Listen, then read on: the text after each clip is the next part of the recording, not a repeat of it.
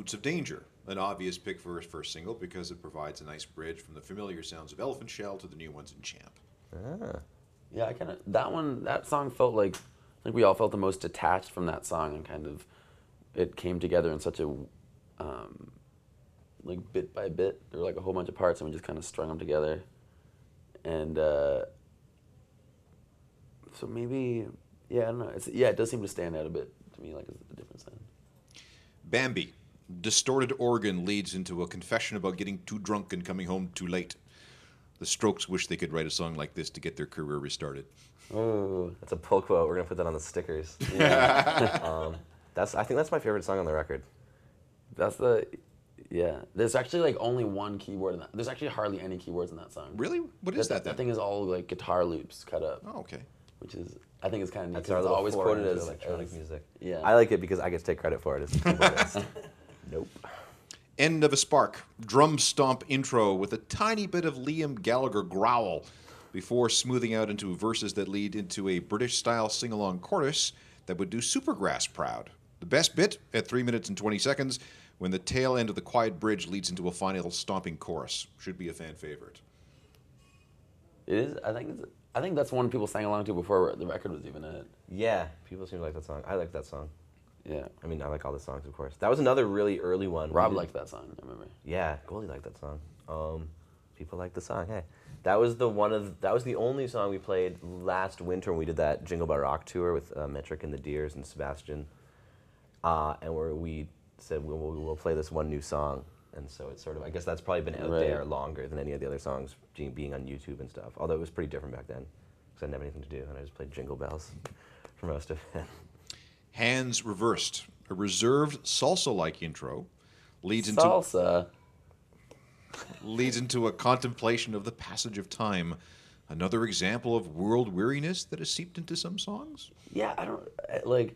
Sometimes it'll be like, or people will say like, oh yeah, this record's way less, way more like in the moment and less nostalgic. Elephant Shell was so nostalgic, and then some people will be like, oh, you guys are really maturing and getting nostalgic about stuff, and I don't know. It's just I feel like if I'm writing lyrics about, something that happened last week or years ago, it's all kind of in the past. And so it makes things sound nostalgic all the time. It's just another example of when you write something, record it, and let it free, it's out of your control. People will read whatever they want into it. Yeah. Yeah. Gone. Choppy guitar with woo-wooing in the background on a song about going to the beach to clear the mind after some confusing sort of issue or event. What does the funereal organ at the end mean? Anything? We really liked the sound that we got because the organ's in the bridge of the chorus, or I don't know how we define the parts of that song, but yeah, Josh and I came up with this cool organ scheme. It's all cut up and through pedals and stuff, and then we weren't really sure how the song was going to end, and we really liked the sound, so it was nice to revisit it at the end. And it ended up being like a pretty important transition on the record into another song, which was useful. Big Difference. Another Strokes-ish track that threatens to break apart around the 150 mark before they bring it all back together about 15 seconds later. Yeah, that's my favorite song on the record, actually. Good choice. That's something where, like, I don't think anyone knew where that song was going exactly, but we just started jamming it, and then Greg busted out the mightiest drum beat ever. Yes, Greg busted out the mightiest drum beat ever.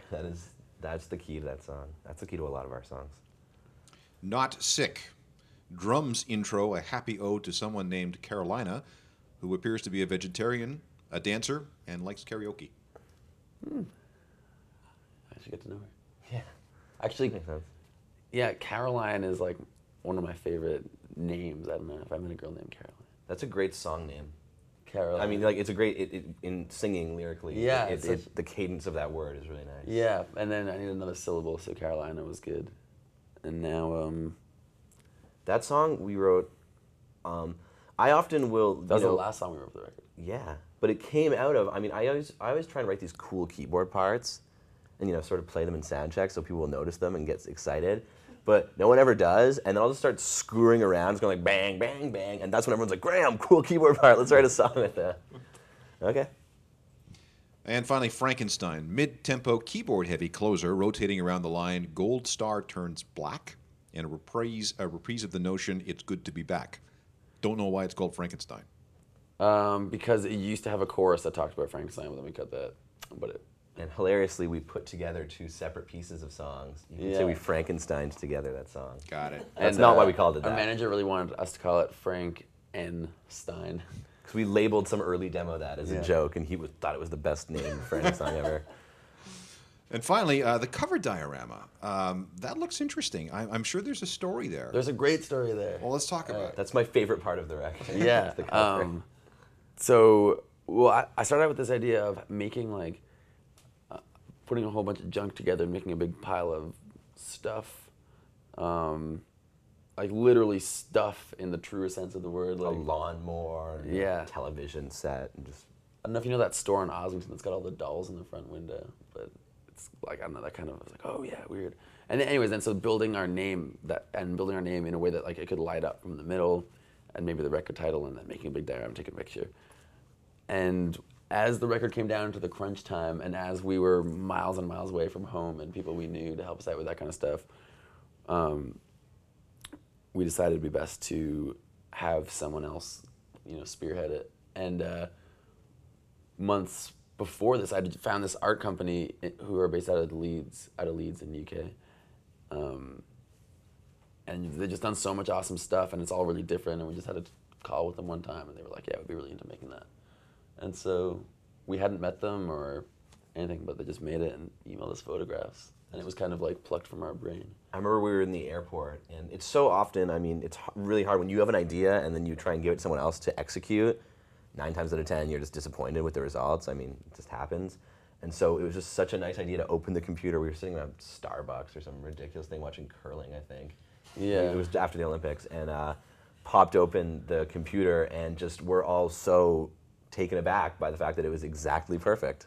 It was better than we thought it was going to be. Yeah. And they sort of took it in their own direction and just nailed it. Well, it's cool that, the number of albums that actually have meaningful artwork has dropped dramatically with the introduction of the CD, but now that everybody's downloading stuff, you don't Yeah. see people spending time and effort on artwork anymore. So it was cool when I got your album and looked at it and went, wow, Yeah. there's something here. It Yeah. was really important to us. What's next for you guys?